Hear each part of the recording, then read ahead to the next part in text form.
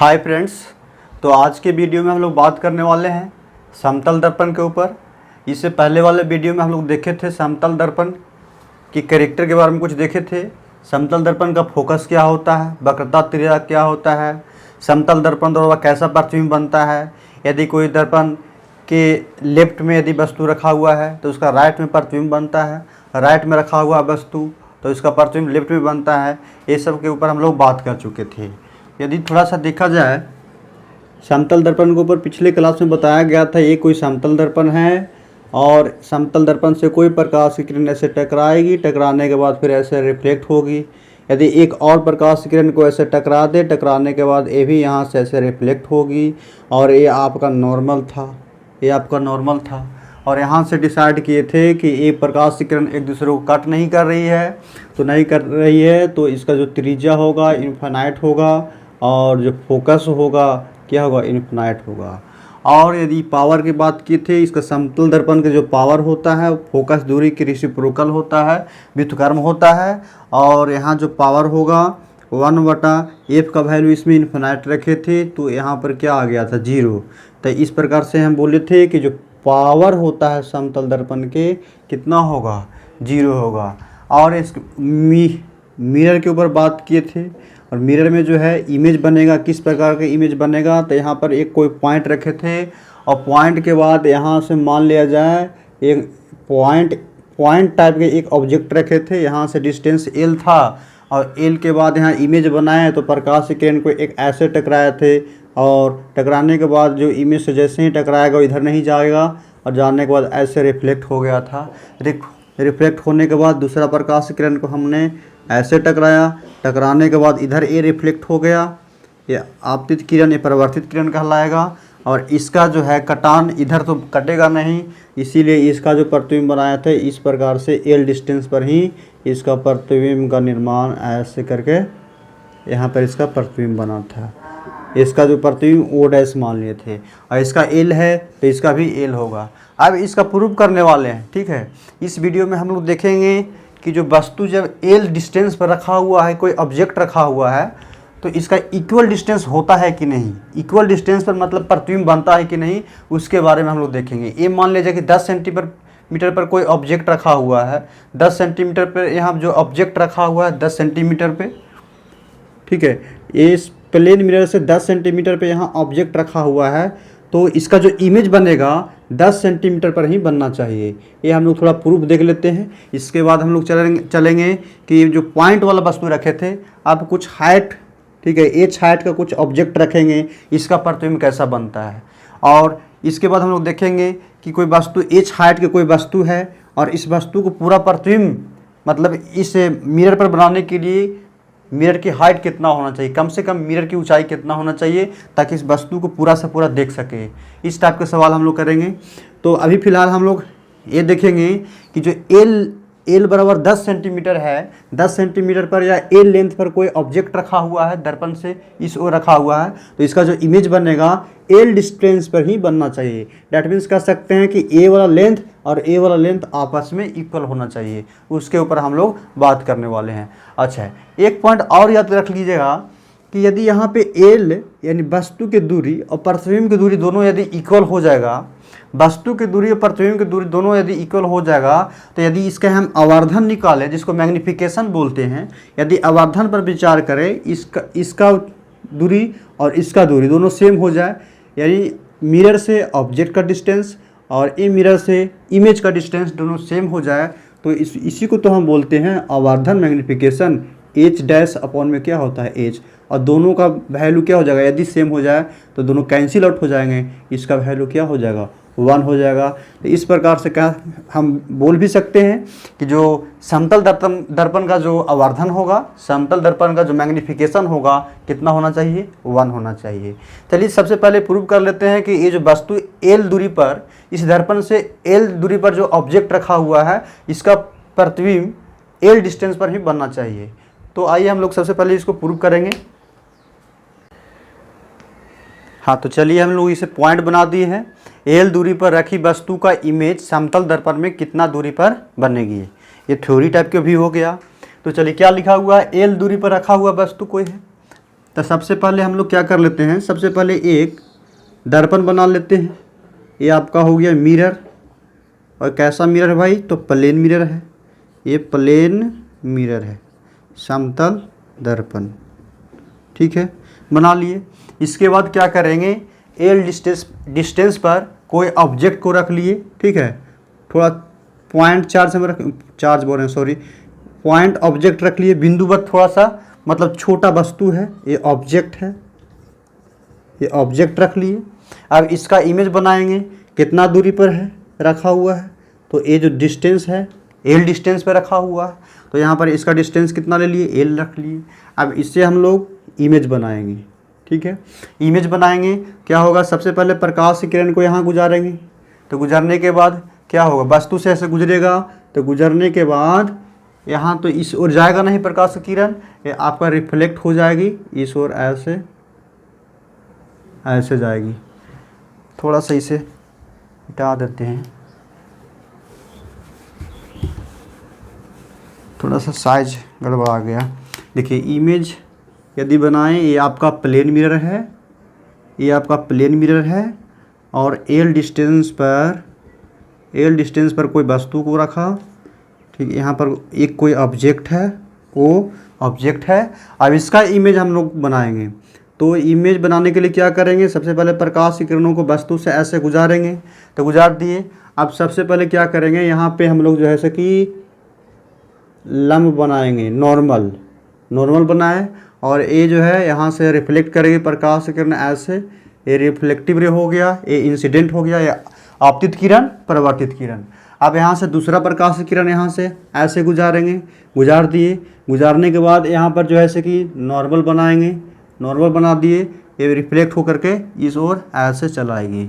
अब देखिए ये दोनों जो है प्रकाश की किरण तो इस ओर कटेगा नहीं, तो नहीं कटेगा, तो इसको डॉट डॉट से मिला दीजिए, डॉट डॉट से मिला दीजिए, और इस लाइन को थोड़ा सा आगे ऐसे करके बढ़ा दीजिए, बढ़ा दिए। बढ़ाने के बाद क्या करेंगे, देखिए ये जो है एक किरण आपस में इधर तो मिल नहीं सकता है, तो इस ओर हम लोग डॉट डॉट से मिलाने की कोशिश करेंगे। तो इस ओर ऐसे डॉट डॉट से मिला, और ये वाला प्रकाश की किरण को देखिए, ये वाला प्रकाश की किरण को हम लोग ऐसे ऐसे मिलाने की कोशिश इस ओर करेंगे। तो देखिए पता चला कि यहाँ पे जो पॉइंट है यहाँ पे कट रहा है, तो इस वस्तु का ओ वस्तु का ऑब्जेक्ट क्या बन गया, ओ डैश हम लिख सकते हैं, इसका ऑब्जेक्ट क्या हो गया, ओ डैश हो गया। अब ये हम लोग को देखना है कि इसका लंबाई जो एल है, तो इसका भी लंबाई एल होना चाहिए। ठीक है, यही हम लोग को प्रूफ करना है। तो देखिए ये जो है इसको और ऐसे बढ़ा दीजिए, इसको चाहे तो और ऐसे बढ़ा सकते हैं। ध्यान से देखिएगा, इसमें क्या है, ये तो नॉर्मल है, ये नॉर्मल है इसके लिए, और इसके लिए भी ये नॉर्मल का काम कर रहा है। अब देखिए हम लोग प्रकाश के परावर्तन के नियम में पढ़े हैं कि ये जो है आपका दर्पण है, इधर से इधर ऐसे रिफ्लेक्ट होगा, ये नॉर्मल है। ये आपतन कोण परिवर्तन कोण और आपतन कोण परिवर्तन कोण आपस में क्या होते हैं, बराबर होते हैं। यदि इसके जगह पर यहाँ पे ये आई और आर के जगह पर हम थीटा ले, तो यहाँ भी थीटा हो जाएगा, बिल्कुल होगा। तो यहाँ जो है ये थीटा हो गया, तो ये भी क्या हो गया, थीटा हो गया। इससे सहमत है, क्योंकि ये आपतन कोण हो गया, ये आई हो गया, और एक क्या हो गया, आर हो गया। प्रकाश के परिवर्तन के नियम से आई बराबर आर होता है, तो इसको थीटा मान लिए, तो ये भी थीटा हो जाएगा। चलिए अब देखिए ये दो प्रकाश की किरण ऐसे, प्रकाश की किरण नहीं, दो लाइन यदि ऐसे कट करे और यहाँ से थीटा है, तो इसके सम्मुख कोण से भी थीटा हो जाएगा। तो यहाँ देखिए ये थीटा है, तो ए वाला भी एंगल क्या हो जाएगा, ये थीटा हो जाएगा। गुड। अब देखिए दो लाइन, इसको थोड़ा सा ऐसे आगे मिलाइएगा और इस लाइन को भी थोड़ा सा आगे मिलाइएगा, तो अब देखिए ये लाइन जो है एन और ये ओ और ओ डैश जो है एक दूसरे का पैरेलल है, तो एकांतर कोण से ये थीटा है, तो ये भी एंगल कितना हो जाएगा भाई, ये भी एंगल थीटा होने वाला है।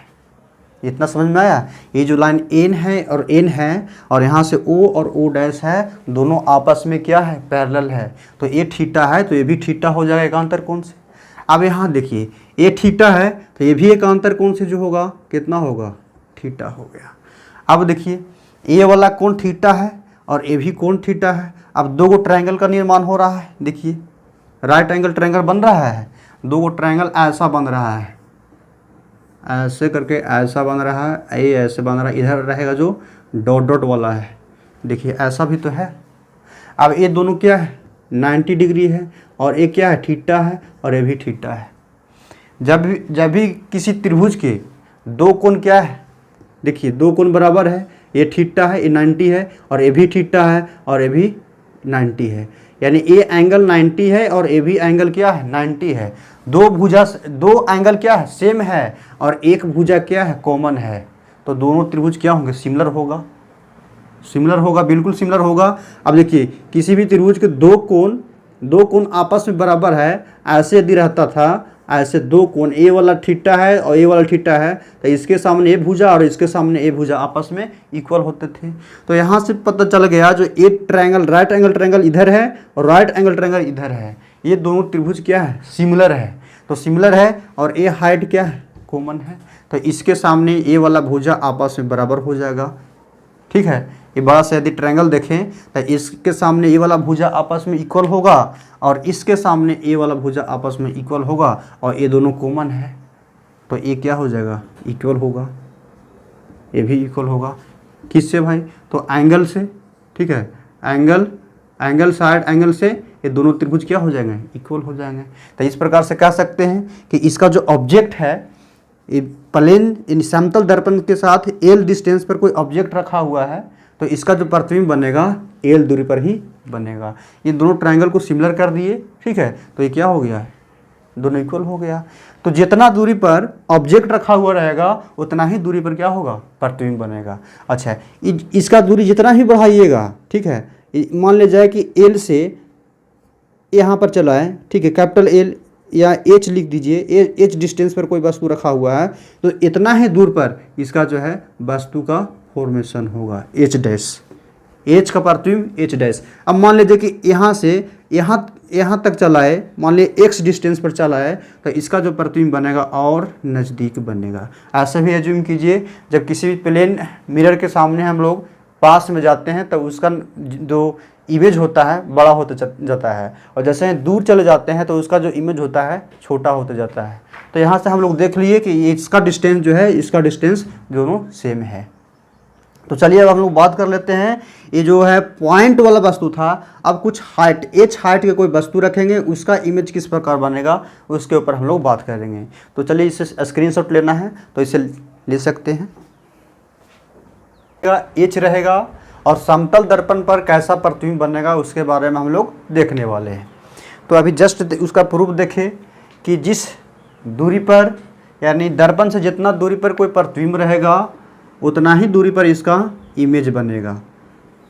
चलिए इस बात का तो हम लोग प्रूफ कर चुके हैं कि जितना दूरी पर हम दर्पण से जितना ही दूरी पर कोई ऑब्जेक्ट रखेंगे उतना ही दूरी पर वस्तु का इमेज बनेगा। तो हम लोग मान लेते हैं कि यहाँ से, ठीक है, यहाँ से यहाँ तक जो ऑब्जेक्ट है इसका नाम ले लेते हैं ए और इसका नाम लेते हैं बी। ये ऑब्जेक्ट है और यहाँ से जो है इसका दूरी जो है एल डिस्टेंस पर वस्तु रखा हुआ, इमेज रखा हुआ है। अब इस दर्पण समतल दर्पण, ठीक है, के एल दूरी पर ए ऑब्जेक्ट ए भी रखा हुआ है। अब हम लोग इसका प्रतिबिंब बनवाएंगे।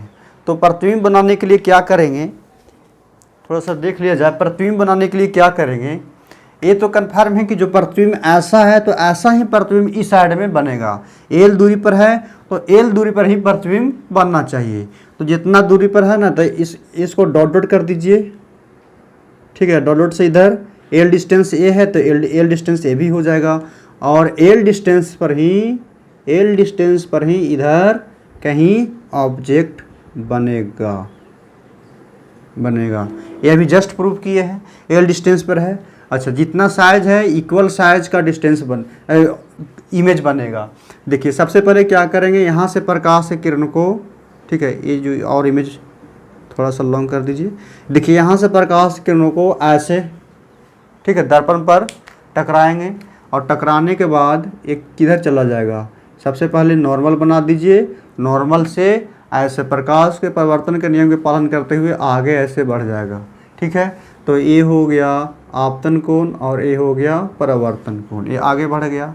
अब यहाँ से क्या करेंगे, दूसरा प्रकाश किरण, ठीक ठीक है। दूसरा प्रकाश किरण यहाँ से चाहे यहाँ पे टकरा दीजिए, पहला किरण प्रकाश किरण यहाँ से टकराया दर्पण पे, यहाँ से रिफ्लेक्ट होकर इधर चला गया। और दूसरा क्या करेंगे, दूसरा प्रकाश किरण यहाँ से ऐसे टकरा दिए, ठीक है, यहाँ से ऐसे प्रकाश किरण टकरा दिए। टकराने के बाद यहाँ जो है आपका नॉर्मल रहेगा, ये नॉर्मल है, और नॉर्मल से जितना एंगल पर ये आया था उतना ही एंगल पर ये रिफ्लेक्ट होकर के ये रिटर्न चला जाएगा। ये आपतन कोण इसके लिए हो गया, ये इसके लिए परावर्तन कोण हो गया। आपतन कोण, परावर्तन कोण, ये नॉर्मल हो गया। आप देखिए इधर तो मिलेगा नहीं, इधर तो मिलेगा नहीं, तो क्या करेंगे, एक और प्रकाश किरण यहाँ से इसके सर से ऊपर, ठीक है, ऐसे गुजारेंगे नॉर्मल परपेंडिकुलर। यहाँ से जैसे ही जाएगा, जितना एंगल पर जाएगा उतना ही रिटर्न हो जाएगा, इधर जाएगा और इधर ही रिटर्न हो जाएगा, क्योंकि नॉर्मल है। देखिए एक पॉइंट और ध्यान में रखिएगा, मान लिया जाए ये आपका जो है समतल दर्पण है और ये समतल दर्पण के नॉर्मल है, नॉर्मल है। यदि समतल दर्पण से लंबवत कोई प्रकाश किरण इस प्लेन पर पड़ती है, समतल दर्पण पर पड़ेगी, ऐसे लंबवत पड़ेगी, तो इसके लिए नॉर्मल भी तो यही लाइन होगा, नॉर्मल भी यही लाइन होगा। नॉर्मल परपेंडिकुलर पड़ रहा है तो इंसिडेंट रे भी यही होगा। अब जितना एंगल से आया था तो 90 डिग्री पर आया है तो 90 डिग्री पर ही ये रिटर्न हो जाएगा। तो इस कंडीशन में जो आई होगा और आर होगा, इसका वैल्यू कितना होगा, आपतन कोण और परिवर्तन कोण का जो वैल्यू होगा कितना होगा, नॉर्मल के साथ 0 डिग्री होगा। क्योंकि एंगल हम लोग कहाँ से कहाँ लेते हैं इसको समझिए, बहुत इंपॉर्टेंट पॉइंट है। देखिए जैसे कि हम ऐसे करके ऐसे हम लिए हैं, ये आपतित किरण हो गया और ये परावर्तित किरण हो गया, तो हम लोग आपतन कोण और परावर्तन कोण का डिसाइड किससे करते हैं, नॉर्मल से करते हैं, नॉर्मल से करते हैं। जितना दूर यहाँ नॉर्मल से होगा ये आपतित किरण, वही तो आपतन कोण कहलाता है, और इस नॉर्मल से जितना दूर परावर्तित किरण होगा यानी आर होगा, वही तो परावर्तन कोण कहलाता है। आपतन कोण ये हो गया परावर्तन कोण। अब बताइए ये वाला लाइन को उठा करके, ये वाला लाइन को उठा करके इसी पर रख दे, ऐसे सीधा है इसी पर रख दे, तो ये वाला एंगल कितना हो जाएगा, 0 नहीं हो जाएगा, ठीक है। तो इस कंडीशन में पूछेगा आपसे सवाल, ये पूछता है कि यदि कोई समतल दर्पण से लंबवत पड़ने वाली प्रकाश किरण ऐसे लंबवत पड़ रहा है, तो इस स्थिति में जितना कोण से आया था उतना ही रिटर्न हो जाएगा।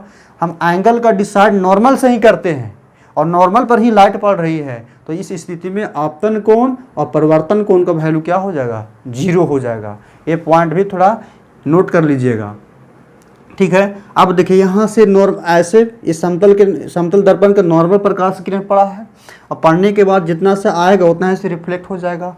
इसी प्रकार से यहाँ से भी क्या कीजिए, यहाँ से भी नॉर्मल आप लोग स्ट्रेट लाइन बनाइएगा, ऐसे आएगा और ऐसे रिफ्लेक्ट हो जाएगा। अच्छा अब बात रहा है कि इसे ऐसे क्यों टकराए, इसलिए टकराए क्योंकि हमको दर्पण बनाना है, इमेज बनाना है इस ऑब्जेक्ट का, इस ऑब्जेक्ट ए बी ऑब्जेक्ट का इमेज बनाना है। तो इमेज बनाएंगे कैसे भाई, तो इसको जो है डॉट डॉट से ऐसे मिलाइए, डॉट डॉट से ऐसे करके डॉट डॉट से यहाँ मिलाइए, तो ये जो पॉइंट है यहाँ पे इसका बनेगा, इस पॉइंट का इमेज यहाँ पे बनेगा, और ए वाला पॉइंट को भी डॉट डॉट से ऐसे मिलाइए, ठीक है। तो इसका जो है यहाँ पे ये कटेगा तो इसका इमेज ये बनेगा। ये बी था तो ये वाला पॉइंट को हम लोग बी डैश ले लेंगे नाम, और ये ए था तो इसका नाम ले लिए ए डैश, और यहाँ से ये जो है इस ऑब्जेक्ट का प्रतिबिंब क्या बन गया, ए बी बन गया। अब कैसा प्रतिबिंब बना है भाई, तो ये जो प्रतिबिंब बना है, अच्छा इसको पूरा मिला दीजिए। अब एल डिस्टेंस पर था तो एल डिस्टेंस पर ही प्रतिबिंब बनेगा, यहाँ से भी प्रतिबिंब एल डिस्टेंस पर होगा। दोनों का साइज जरा देख लीजिए, दोनों का साइज क्या है, इक्वल है। इसका हाइट यदि h लिखे तो इसका हाइट भी कितना हो जाएगा, इसका हाइट भी h हो जाएगा, इसका हाइट भी क्या हो जाएगा भाई, इसका हाइट h हो जाएगा। तो दर्पण से जितना दूर पर वस्तु रखा रहेगा उतना ही दूरी पर, हाँ एवरीथिंग इज ओके, ठीक है, उतना ही दूरी पर क्या रहेगा, इसका प्रतिबिंब बनेगा। अच्छा प्रतिबिंब के यदि नेचर के बारे में देखिए, ठीक है, प्रतिबिंब का ऊंचाई जो h होगा, हाइट ऑफ इमेज यदि देखें हम, height of image is equal to height of object, इसे बोल सकते हैं। यानी वस्तु की ऊंचाई और प्रतिबिंब की ऊंचाई दोनों क्या है, बराबर है। यानी एच और एच डैश आपस में इक्वल है। दूसरा यदि पॉइंट देखें, ये कैसा है, सीधा है, इरेक्ट है, यानी इसका प्रतिबिंब है सीधा है। अच्छा, ये जो है दूसरा वर्चुअल है, यानी आभासी प्रतिबिंब है। कैसा प्रतिबिंब है, ये आभासी यानी सीधा प्रतिबिंब है। अच्छा, एक बात और याद रख लीजिएगा, देखिए ये वास्तविक प्रकाश किरण है, देखिए, और ये डॉट डॉट वाला है। जो डॉट डॉट से हमें प्रतिबिंब बनेगा वो हमेशा आभासी प्रतिबिंब रहता है, वर्चुअल रहता है। तो ये आभासी है, ये कैसा प्रतिबिंब है, तो ये आपका जो है ये वर्चुअल प्रतिबिंब है। ठीक है, इसे पर्दे पर प्राप्त नहीं किया जा सकता है। यदि इसका हम देखें मैग्निफिकेशन देखें, पावर देखें, ठीक है, अच्छा इसको पावर तो नहीं बोल सकते हैं, मैग्निफिकेशन इसको देखें, आवर्धन बोले तो एच डैश बटा में एच होता है। तो दोनों का हाइट क्या है, एच है, और इसका हाइट क्या है, एच है, तो क्या हो जाएगा, 1 हो जाएगा। यहाँ से भी हम लोग देख सकते हैं। और किसी भी दर्पण के लिए वस्तु की जितना हाइट रख दीजिए उतना ही हाइट का क्या बनेगा, इमेज बनेगा। तो आवर्धन निकालेंगे, दोनों का सेम रहेगा, तो आवर्धन हमेशा क्या रहेगा, 1 रहेगा।